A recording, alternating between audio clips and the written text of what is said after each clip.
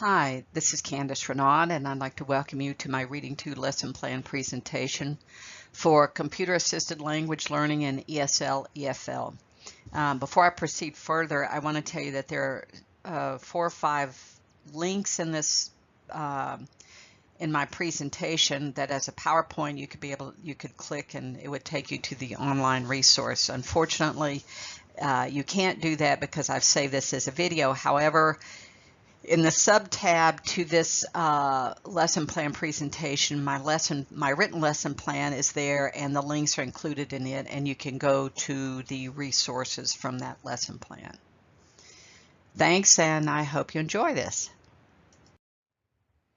The theme of this unit is music, so in order to activate prior knowledge, first thing I will ask my class to do is discuss different types of music.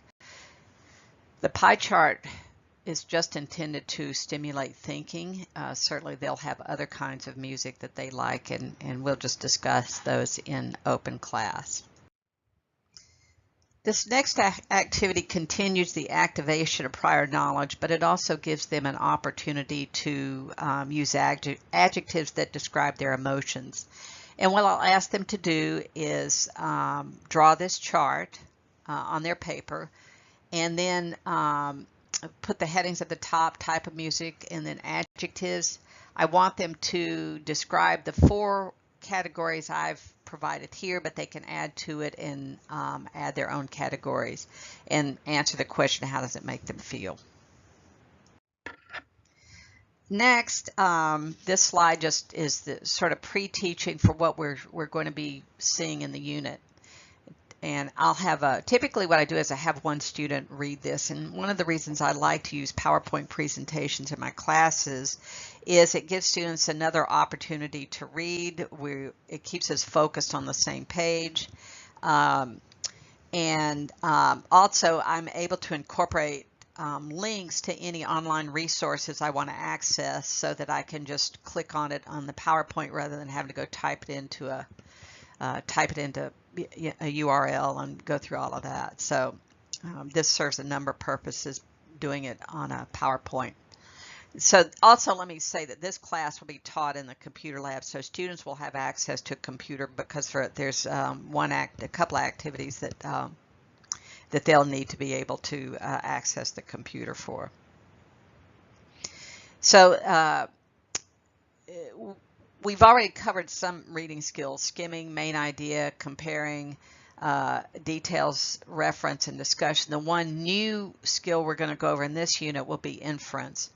So here students will have a chance to read what inference means, the dictionary definition of inference. This activity is a vocabulary preview. Each unit has 10 vocabulary words in it.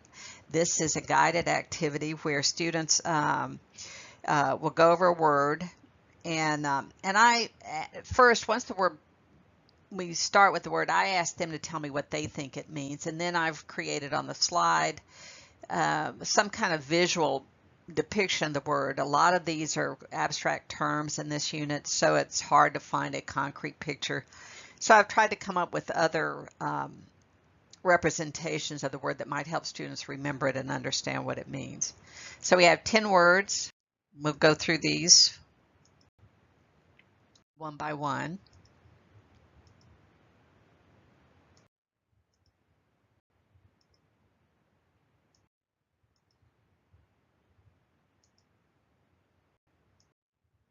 And then to check for meaning, I have this meaning match here on the screen. So we'll do this in open class, and I'll call on students to read a word and then tell me which meaning on the right-hand side is correct for that word.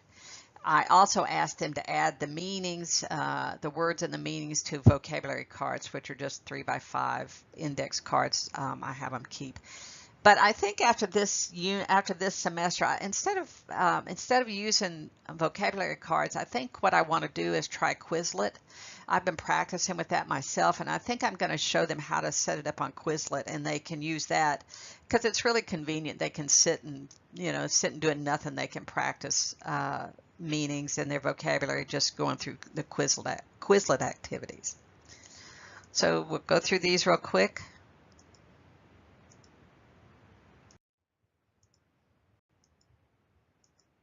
Assuming each student, answers the question and tells the correct meaning. The next activity is an activity that is intended for vocabulary expansion. And here again, they would type snappy words in their browser. They'll have a partner, and I want them to look up. I'll assign a word, one of those 10 words, or a couple of words. It depends on how many students are in the class. And with their partner, they're going to look up that word in snappy words. They're going to write down 2 other words that are related write down 2 other related words and their meanings. And then once they've done that, once the class is finished doing that, then I'll go around and have each team discuss what they find with the class. I'll suggest that the rest of the class write it down, these new words, because it adds to their vocabulary exponentially. And also I'm going to tell them that tomorrow, we'll just have a quick little contest to see who remembers the most words.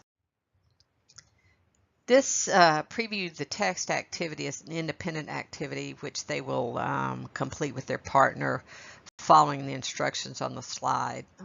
Answer the questions on the slide.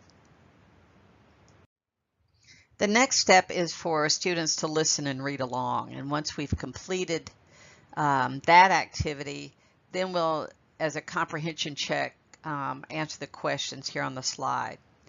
And the next thing I do, just to give more meaning to the text, I've found recordings by both of these artists online, and you see here links to recordings for each one of them. These are long songs, so I won't play the entire song, just maybe a couple of minutes, just for them to get a feel for the music. These questions are intended to encourage deeper thinking by the students about the text they just read. It also helps me, it's sort of a comprehension check. It also helps me see how well they understood what they read. Next, with their partners, I'll have them reread the paragraph about Roma teenagers and then close their book and tell their partner what they remember. So usually, like, one partner will do Roma teenagers and we'll do the same activity with Asane, so then the other partner can talk about Asane. And for additional reading, this is an online activity. This is a link to their online workbook, and they have another paragraph here they're going to read, and then with their partner, they have 5 questions. They'll answer the questions and discuss them with their partners. One of the skills that students learn in this unit will be how to classify information. This is a guided activity where we'll talk about this language in the purple box and then ask students to give me examples of how information might be classified, just to see what they already know about it, and then we'll talk about other ways to classify information. Then, as further practice, I'll ask them to draw this chart on their own piece of paper. A simple chart, 3-column, 2 headings, categories on the left, headings on the top. And once they've completed that, then I'll ask them to use this paragraph to complete the information in the chart. And once they've completed that information, we'll go over their answers in class. And usually I'll go around the room and ask students to give me their answers. And then to check, this chart will be used as a check to make sure they have it right. The next thing we're going to do is talk about Venn diagrams as another way to classify information. And I'll begin the discussion by drawing 2 overlapping circles on the board. This is a modeling activity, so once I draw the circles, I'll talk about information, how information can be in one classification and some information be in another, but then sometimes there's common areas where information overlaps. And once we've completed that activity, then I'll click on this picture on the slide and it'll take me to a YouTube video that it's about a 3-minute video that talks about Venn diagrams.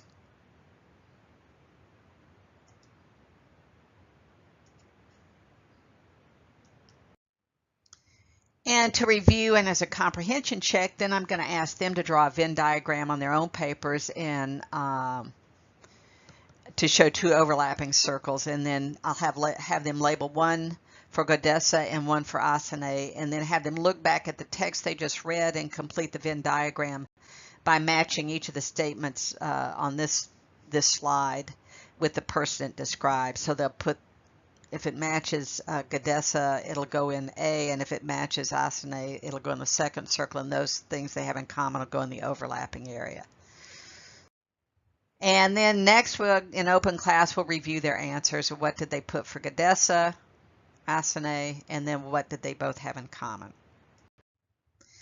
And the next review will be their vocabulary review, and I use Kahoot to do this. Again, I've got a link here under the graphic that will take me to Kahoot, and students probably will have played it by now, so they'll know how to do it, but if not, I'll explain.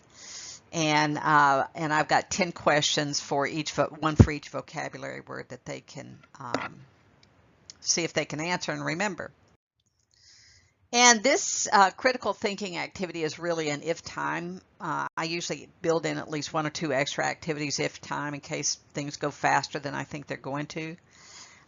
So for this critical thinking activity, I'll ask students to discuss with their partner this question. Godessa believes music can change people's attitudes. Do you agree with her? Why or why not?